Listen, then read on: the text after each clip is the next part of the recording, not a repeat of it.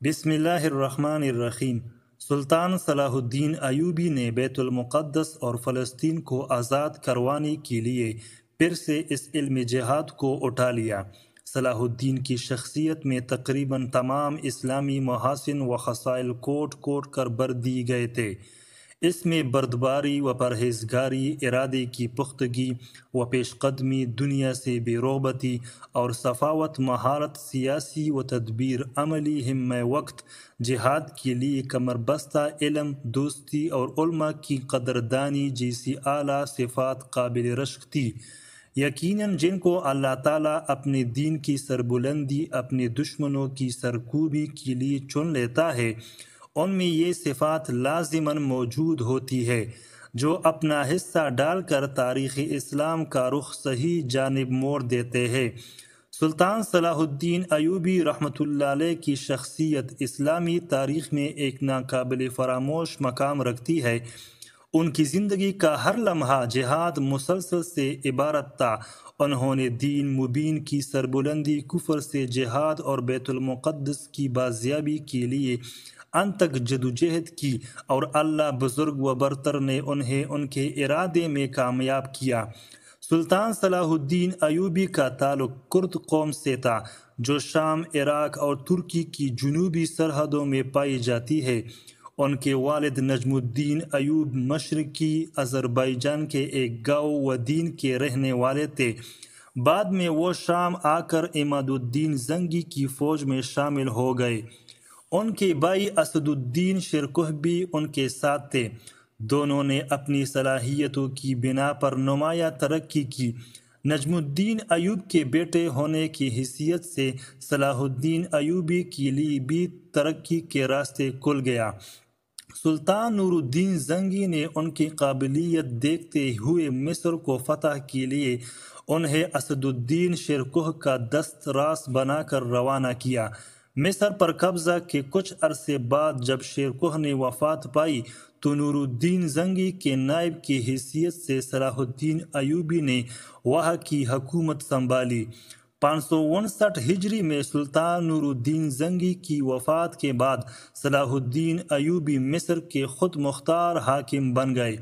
بعد ازاں انہوں نے دمشق اور شام کی چند دیگر چھوٹی چھوٹی کمزور مسلم ریاستوں کو بھی اپنی تحویل میں لے کر ایک عظیم الشان سلطنت قائم کی، جو صلیبی حکمرانوں کی متحدہ طاقت کا مقابلہ کرنے اور انہیں اسلامی مقبوضات سے نکالنے کی بھرپور صلاحیت رکھتی تھی۔ اس سے قبل سلطان کی زندگی ایک عام سپاہی کی سی تھی، مگر حکمران بنتی ہی ان کی طبیعت میں عجیب تبدیلی پیدا ہوئی۔ انہوں نے راحت و آرام سے منہ موڑ لیا اور محنت و مشقت کو خود پر لازم کر لیا۔ ان کے دل میں یہ خیال جم گیا کہ اللہ کو ان سے کوئی بڑا کام لینا ہے، جس کے ساتھ عیش و آرام کا کوئی جوڑ نہیں۔ وہ اسلام کی نصرت و حمایت اور جہاد فی سبیل اللہ کے لیے کمر بستہ ہو گئے۔ ارض مقدس کو صلیبی جنگوں کے وجود سے پاک کرانا انہوں نے اپنی زندگی کا مقصد بنا لیا۔ صلاح الدین ایوبی رحمۃ اللہ علیہ نے اپنی زندگی کے آخری برسوں کے دوران اسی کام کے کرنے کی کوشش کی۔ اس کی شخصیت میں موجود خصائص و کمالات کا بھی یہی تقاضا تھا کہ تاریخ اسلام میں ہمیشہ باقی رہنے والے کچھ شاندار اور عالیشان کارنامے سر انجام دے۔ خطین میں صلیبیوں پر قہر و غضب۔ خطین بحیرہ طبریہ کے مغربی جانب واقع ہے، جو اب مقبوضہ فلسطین میں ہے۔ یہ ایک سرسبز شاداب بستی ہے جس میں پانی کی فراوانی بھی ہے۔ اس میں جیسا کہ زبان زد عام ہے کہ شعیب علیہ السلام کی قبر بھی موجود ہے۔ اس بستی کے قریب ہی سلطان صلاح الدین ایوبی رحمۃ اللہ علیہ کا صلیبیوں سے ایک خونریز معرکہ ہوا تھا۔ وہ کس طرح ہوا تھا؟ ابھی تاریخ کا اوراق پلٹتے ہیں۔ 573 ہجری میں ماہ ربیع الاول کی 24 تاریخ کو بروز ہفتہ یہ معرکہ برپا ہوا۔ اس معرکہ سے قبل صلاح الدین ایوبی رحمۃ اللہ علیہ کی حالت مضبوط، قوت بازو، توانا لشکر، جرار اور لوگوں کا جمع غفیر اس کے ایک اشارے پر آبرو اسلام پر جانثار ہونے کو تیار تھا۔ سلطان صلاح الدین نے اللہ تعالیٰ کی عطا کردہ ان تمام نعمتوں اور قوتوں کو صلیبیوں کے مقابلے میں کرنا چاہا تاکہ ان کی این سے این بجا دی جائے۔ پیاس کی شدت کا عذاب، اوپر سے مجاہدین کی یلغاریں، انہیں یہ خبر لی تھی کہ صفوریہ کے چراگاہ میں صلیب کے پجاری اپنے لاؤ لشکر سمیت اکٹھے ہو رہے ہیں۔ سلطان اپنے لشکروں سمیت ختین کے علاقے بحیرہ طبریہ کے مغربی پہاڑ پر ان کے قریب ہی خیمہ زن ہوا۔ اس نے صلیبیوں کو ابارا اور انہیں وہاں سے نکال کر ایسے علاقے میں لانے میں کامیاب ہو گیا جہاں پانی نہ تھا۔ راستوں میں جو چند چشمے اور تالاب تھے ان کو بھی مسلمان مجاہدین نے ناقابل استعمال بنا دیا تھا۔ جب مسلمان اور صلیبی ایک دوسرے کے قریب ہوئے تو شدت پیاس سے صلیبی بہت تنگ ہوئے۔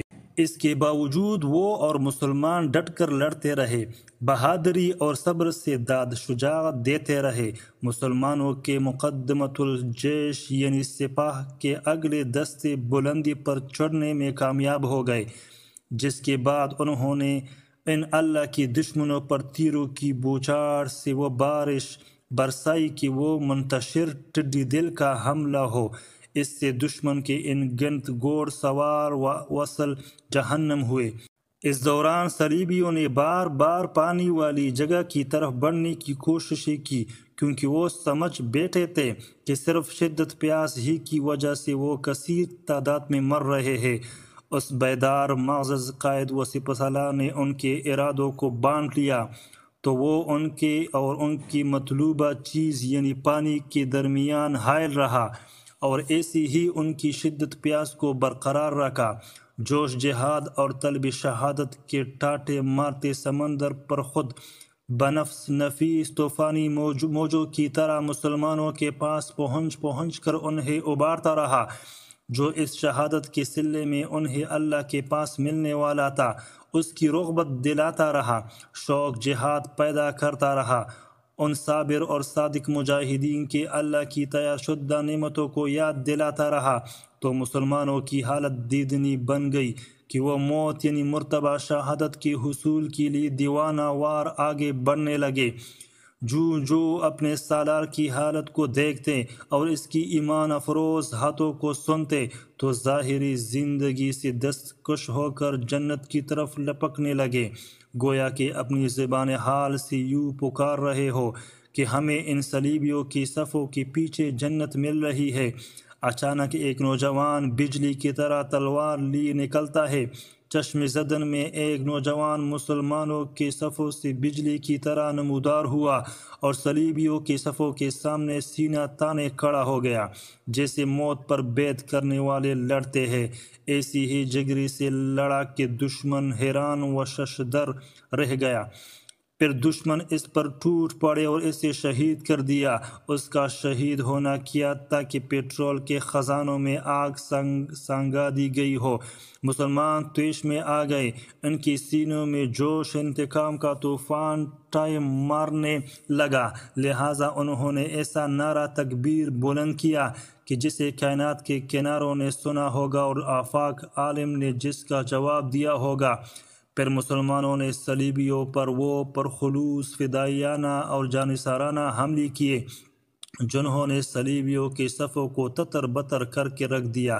صلیبی فوج کے سربراہ الکوٹار ریمونٹ کا دل مایوسی اور نا امیدی سے بھر گیا۔ اس نے میدان جنگ سے فرار ہونے کی کوشش کی، لیکن یہ کیسے ہو سکتا تھا؟ اس نے اپنا ایک گھوڑا سوار دستہ اکٹھا کیا اور قریبی مسلمانوں پر حملہ آور ہوا تاکہ بھاگنے کے لیے کوئی راستہ بنا سکے، لیکن اس جانب سلطان صلاح الدین ایوبی کا بھتیجا مقرر تھا۔ جب اس نے دیکھا کہ وہ ایک مصیبت زدہ اور مایوس آدمی کے حملہ کرنے کی طرح حملہ آور ہے، کوئی راہ فرار چاہتے ہیں، تو اس نے انہیں بھاگنے کی راہ دے دی۔ انہوں نے جان کی امان میں ہی عافیت جانی اور دم دبا کر بھاگ نکلے۔ وہ ایسے بھاگ رہے تھے کہ پلٹ کر بھی نہ دیکھتے تھے، کیونکہ ان کی مطلوب ایک ہی چیز تھی کہ بھاگو اور جان بچاؤ۔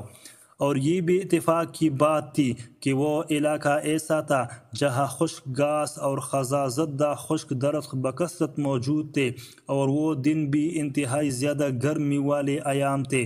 مسلمانوں نے اس میں آگ لگا دی، آگ بھڑکی، شعلے اٹھے، ہوا کا رخ بھی صلیبیوں کی طرف تھا۔ تو اس طریقے سے صلیبیوں پر کئی حرارتیں حملہ آور تھیں، یعنی آگ کی حرارت، دھوئے کی حرارت، پیاس کی حرارت، قبال کی حرارت اور موسم کی حرارت، سب کی سب اکٹھی ہو گئی تھی۔ اس سے قبل انہوں نے ایسا حال کبھی نہ دیکھا ہوگا، کیونکہ یہ صلیبی اکثر سرد اور برفانی علاقوں کے رہنے والے تھے۔ انہیں اس بات کا یقین ہو گیا تھا کہ کوئی راستہ انہیں موت سے بچ نہیں سکے گا سوائے اس کے کہ اپنے عقیدہ گاہ، خواہ وہ کیسا بھی ہے، دفاع کرنے والے کی طرح بہادری کے جوہر دکھاتے ہوئے موت کی طرف ہی بڑھا جائے۔ ادھر ان مسلمانوں کا کیا جوش اور ولولہ ہوگا جو اپنے بچے عقیدے کے ساتھ لڑ رہے تھے، جن کے گھر بار لوٹ لیے گئے تھے، جن کے علاقے چھین لیے گئے تھے۔ صلیبی ایک بار پھر جمع ہوئے، مسلمانوں پر کئی حملے کیے، قریب تھا کہ مسلمانوں کو ان کی جگہوں سے ہٹا دیتے اگر ان پر اللہ تعالیٰ کی خاص عنایت نہ ہوتی۔ بس یہ ہوتا رہا کہ ہر بار صلیبی جب حملے سے واپس پلٹتے تو مقتولین اور مجروحین کی تعداد میں اضافہ ہی پاتے، یہاں تک کہ کمزور سے کمزور تر ہی بنتے گئے۔ امام ابن الاشیر کے بقول مسلمانوں نے انہیں دائرے کے محیط کی طرح گھیرے میں لے لیا، کچھ باہر بچے تو وہ خطین کے ایک جانب ایک ٹیلے پر چڑھنے میں کامیاب ہو گئے۔ وہاں انہوں نے اپنے خیمے نصب کرنے چاہے تو مسلمان ان پر چاروں طرف سے ٹوٹ پڑے، اکثر کو واصل جہنم کیا، پھر بھی وہ ایک خیمہ نصب کرنے میں کامیاب ہو ہی گئے، اور وہ بھی اپنے بادشاہ کا خیمہ۔ مسلمانوں نے در اثنا ان سے اس صلیب اعظم کو چھین لیا جس کو صلیب الصابوت کہتے تھے۔ اس صلیب کا مسلمانوں کے قبضے میں آ جانا ان کے لیے سب سے بڑی پریشانی بن گئی۔ اوپر سے اللہ کا لشکر یعنی مسلمان انہیں تحقیق کی جا رہے تھے اور بے شمار کو قیدی بھی بنا رہے تھے، یہاں تک کہ اس ٹیلے پر بادشاہ کے خواص اور بہادر تقریباً 150 گھوڑ سوار باقی رہ گئے۔ اس ویڈیو کو لائک کریں اور چینل کو سبسکرائب کریں۔ شکریہ۔